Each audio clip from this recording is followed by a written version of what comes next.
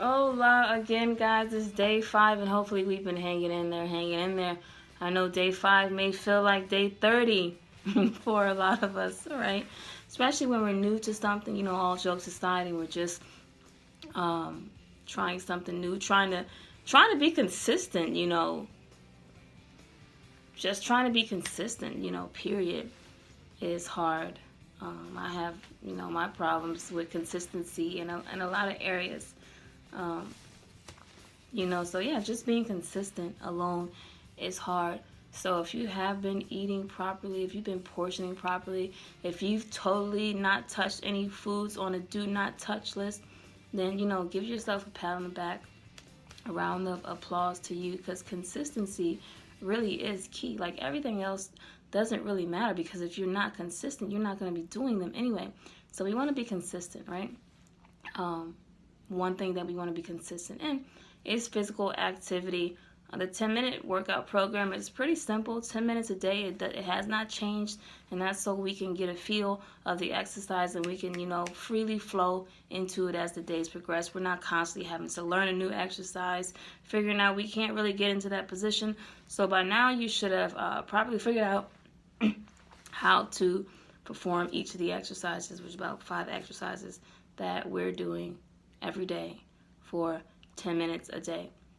And if you have been exercising with us and you started on day 1 and now this is your 5th day going into exercise, you may be a little sore, right? It's going to happen, especially if you're not a regular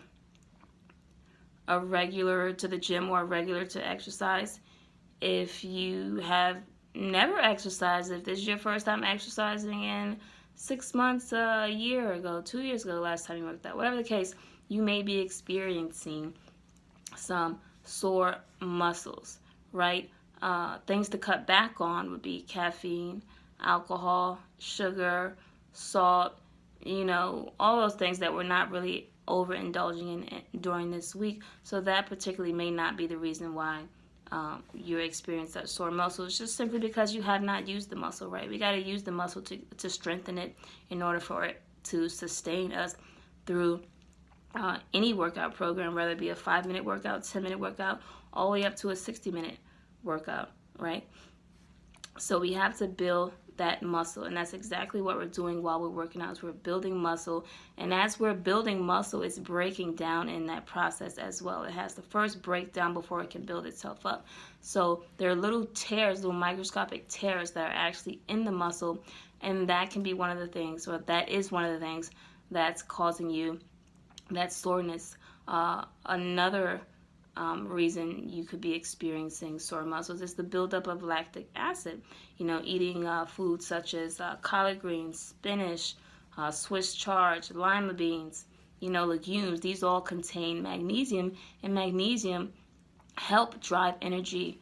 They help the support of the body to produce energy, so it doesn't have to really rely on the buildup of lactic acid, which is the backup energy source to carbohydrates, which is why it's important to be eating at least 1 to 2 hours before exercise, so we know we have the proper amount of energy to sustain us, and then that way our body does not need to build up all this lactic acid to help give us that energy.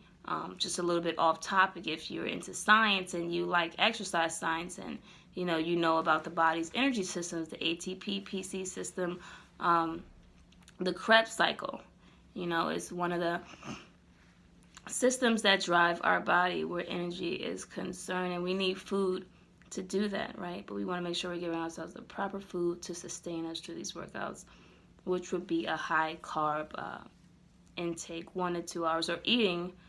We're sticking to our plan right now for this week. You want to eat whatever it is that you portion out. Try to plan your workout around your eating schedule as well, because you want to have consumed food at least 1 to 2 hours before working out.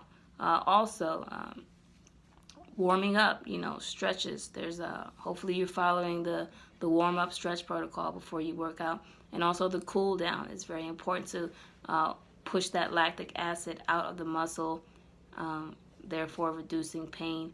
You can apply ice, apply heat, That also works. Epsom salt baths, also very effective for sore muscles. But we're not really working out, like that. But again, it does not matter, because depending on how active you've been and how long it's been that you've been active, you may be sore after the second, third, fourth, fifth minute, right?